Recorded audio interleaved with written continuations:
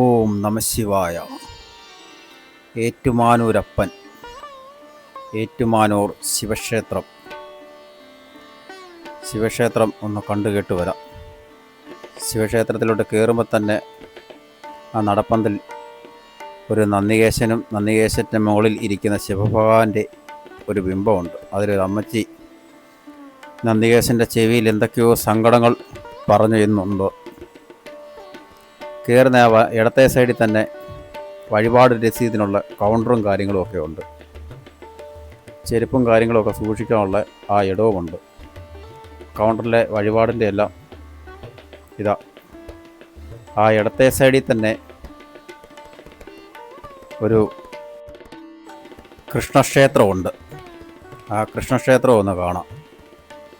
ഓം നമഃശിവായ. ഇത് നമുക്ക് ക്ഷേത്രത്തിൻ്റെ അകത്തുനിന്നും ഈ കൃഷ്ണക്ഷേത്രത്തിലേക്ക് കയറി വരാൻ വഴിയുണ്ട്. കയറുന്നിടത്ത് തന്നെ അവിടുത്തെ വഴിപാടായിട്ട് കൊടുക്കാനുള്ള പൂക്കളും പുഷ്പങ്ങളും എല്ലാം ഉണ്ട്. ആ ചേച്ചിയാണ് കച്ചവടക്കാരി. ഞാനകത്ത് കയറി എല്ലാം തൊഴുത് ഒക്കെ ഇറങ്ങി. ക്ഷേത്രം കാണുമ്പോൾ തന്നെ നമുക്ക് കാഴ്ചപ്പാടിൽ തന്നെ അറിയാം ഒരുപാട് കാലവർഷം പഴക്കമുള്ളതാണെന്ന്. നമ്മൾ ആ പുറത്ത് നിന്ന് ആ ക്ഷേത്രം കാണുമ്പം ഒരു ചിരിയുള്ളെന്ന് തോന്നും. പക്ഷെ അകത്ത് കയറി കഴിഞ്ഞാൽ വലിയൊരു ക്ഷേത്രം അത്. കൃഷ്ണസ്വാമി ക്ഷേത്രം. അകത്ത് കയറി തൊഴുതു എൻ്റെ സങ്കടങ്ങളും എല്ലാം പറഞ്ഞു.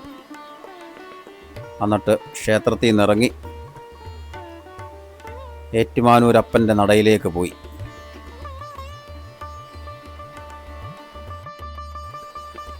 ഏറ്റുമാനൂരപ്പൻ്റെ മുഖ്യ വഴിപാടുകളാണ് ജലധാര, വലിയ വിളക്കിൽ എണ്ണയൊഴിക്കൽ. വലിയ വിളക്കെന്ന് പറഞ്ഞാൽ കിടാവിളക്കാണ്. കൂവളമാല സമർപ്പിക്കൽ. അത് നമ്മൾ കയറുമ്പോൾ തന്നെ വലത്തെ സൈഡിൽ മാലയൊക്കെ കെട്ടി അതിൻ്റെ അത് താമര പൂവൊക്കെ വെച്ച് അവിടെ കച്ചവടക്കാരിപ്പുണ്ട്. ഓം നമഃശിവായ. ക്ഷേത്രാങ്കണത്തിലോട്ട് കയറുമ്പോൾ കാണുന്ന ഭാഗങ്ങളാണ് ഇതൊക്കെ. എല്ലാം കരിങ്കല്ലിൽ പണിതേക്കുന്ന തൂണുകളാണ്.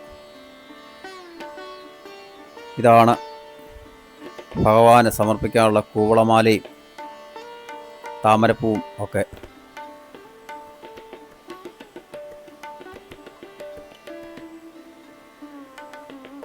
കയറുമ്പോൾ തന്നെ തുലാഭാരത്തട്ട് കാണാം. ക്ഷേത്രത്തിൻ്റെ ഏറ്റവും ഫ്രണ്ടിൽ നമ്മൾ കയറി കാണുന്ന ദൃശ്യമാണ് അത്. അതുപോലെ തന്നെ ഏറ്റുമാനൂരപ്പനെ കാണാൻ വരുമ്പം വെറും കൈയോടെ കാണാൻ വരല് എന്നാണ് സങ്കല്പം. ഒരു കൂവളത്തിൻ്റെ ഒരു ഇലയെങ്കിലും ഭഗവാന് സമർപ്പിക്കണം എന്നാണ്. എന്ത് നമ്മൾ സമർപ്പിക്കുന്നു അതിൻ്റെ ഇരട്ടി നമുക്ക് തരും എന്നാണ് അവിടുത്തെ വിശ്വാസം. ഇതാണ് ക്ഷേത്രക്കുളം. നമ്മൾ വരുവാണെങ്കിൽ അതിൻ്റെ അകത്ത് കുളിച്ച് തൊഴാം. എണ്ണ, സോപ്പ് ഇതൊന്നും ക്ഷേത്രക്കുളത്തിൽ ഉപയോഗിക്കാൻ പാടില്ല. അവിടെ എഴുതി വെച്ചിട്ടുണ്ട്. വലിയൊരു കുളമാണ്. അതിൻ്റെ അകത്ത് ഉള്ളിലോട്ടൊന്നും ഇറങ്ങാത്ത രീതി അതിൻ്റെ അകത്ത് ഗ്രില്ലും ഒക്കെ അടിച്ചിട്ടുണ്ട്. ഏറ്റുമാനൂർ അപ്പനെ കൂടാതെ ഗണപതി, ദക്ഷിണാമൂർത്തി, യക്ഷി, രക്ഷസ്, അയ്യപ്പൻ, ഭഗവതി എന്നീ ഉപദൈവങ്ങളും ഉണ്ട്. ഇവിടുന്ന് അങ്ങോട്ട് പോകുന്നിടത്താണ് അന്തിമഹാകാളൻ ക്ഷേത്രം. ഇവിടുന്ന് ഒരു 50 മീറ്റർ അങ്ങോട്ട് നടക്കുമ്പോൾ ഒരു ടാറിംഗ് റോഡ്. അവിടുന്ന് ഒരു 50 മീറ്റർ ചെല്ലുന്നതാണ് ആ ക്ഷേത്രം. ഇവിടുത്തെ ക്ഷേത്ര ദർശനം തീരണമെങ്കിൽ അന്തിമഹാകാളൻ ക്ഷേത്രത്തിലും പോയി തൊഴുത് വരണം എന്നാണ് ഇവിടുത്തെ സങ്കല്പം. എല്ലാ മലയാള മാസത്തിലെയും ആയില്യപൂജ ഈ ക്ഷേത്രത്തിലുണ്ട്. ഇതാണ് ക്ഷേത്രത്തിൻ്റെ പടിഞ്ഞാറേ നട. വഴി ഞാൻ വന്നപ്പം അവിടെ ഒരു നന്ദി കേശം നിപ്പുണ്ട്, അതിനെയും കണ്ടു. ഇവിടെ ഉത്സവം കുംഭമാസം ചതയദിനത്തിലാണ് കൊടിയേറുന്നത്. ഇതുകൂടാതെ ഇവിടെ വഴിപാടായിട്ട് പറനിറക്കലുണ്ട്. പല ആവശ്യങ്ങൾക്കായി പല രീതിയിലുള്ള പറനിറക്കലാണ് ഈ ക്ഷേത്രത്തിൽ. എനിക്ക് പിന്നെ ക്ഷേത്രത്തിൽ വന്നപ്പം ഒരു ഭാഗ്യം കൂടെ കിട്ടി. ശീവേലി എഴുന്നള്ളത്തിന് ഭഗവാനെ നേരിട്ട് കാണാൻ പറ്റി. അങ്ങനെ എനിക്കൊരു നല്ലൊരു ഭാഗ്യം കിട്ടി. ഓം നമഃശിവായ. ഇതാണ് ക്ഷേത്രത്തിൻ്റെ പടിഞ്ഞാറേ നടയിലെ പാർക്കിംഗ്. ഈ ക്ഷേത്രം സ്ഥിതി ചെയ്യുന്നത് തിരുവനന്തപുരം അങ്കമാലി MC റോഡിൻ്റെ സൈഡിലാണ്. കോട്ടയം റൂട്ടിൽ വരുമ്പം ഏറ്റുമാനൂർ ടൗണിൽ വരുമ്പം ഇടത്തെ സൈഡിലാണ് ഈ ക്ഷേത്രം. പ്രത്യേകിച്ച് നമ്മൾ ക്ഷേത്രം തപ്പേണ്ട കാര്യമില്ല. ആ ബ്ലോക്കിൻ്റെ അകത്തോടെ വരുമ്പം ക്ഷേത്രം നല്ലപോലെ കാണാം.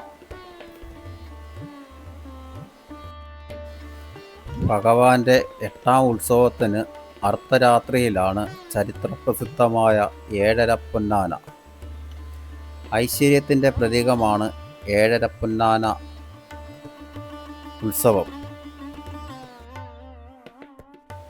ഏഴരപ്പൊന്നാന ദർശനം ഉത്സവ സമയത്ത് മാത്രമേ നമുക്ക് കാണാൻ പറ്റത്തുള്ളൂ. ഓം നമഃശിവായ. ഈ ക്ഷേത്രത്തിന് ഒരു 1000 വർഷത്തിൽ കൂടുതൽ പഴക്കമുള്ളതാണ്. അതുപോലെ തന്നെ ഇവിടുത്തെ ക്ഷേത്ര ദർശനം ഉച്ചയ്ക്ക് മുമ്പേ ദർശനം കഴിഞ്ഞ് ഇറങ്ങുന്നതാണ്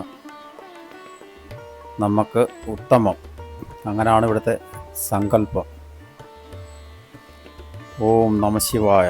ഇതാണ് MC റോഡ്, കോട്ടയം അങ്കമാലി. കോട്ടയം ടൗണിൽ നിന്ന് ഈ ക്ഷേത്രത്തിലേക്ക് 11 കിലോമീറ്ററേ ഉള്ളൂ. ഇത് ക്ഷേത്രത്തിൻ്റെ വടക്കേ നടയാണ്. ഈ ക്ഷേത്രത്തിന് 4 നടയുണ്ട്. കിഴക്കേ നട, പടിഞ്ഞാറേ നട, വടക്കേ നട, തെക്കേ നട. ക്ഷേത്രത്തിൻ്റെ കൊടിമരമാണിത്. ഈ കൊടിമരത്തിൻ്റെ ഏറ്റവും മുകളിൽ ഒരു നന്ദിയുടെ ശില്പവും പണിത് വച്ചിട്ടുണ്ട്. കൊടിമരം കാണാൻ നല്ല രസമാണ്. ഓം നമഃശിവായ.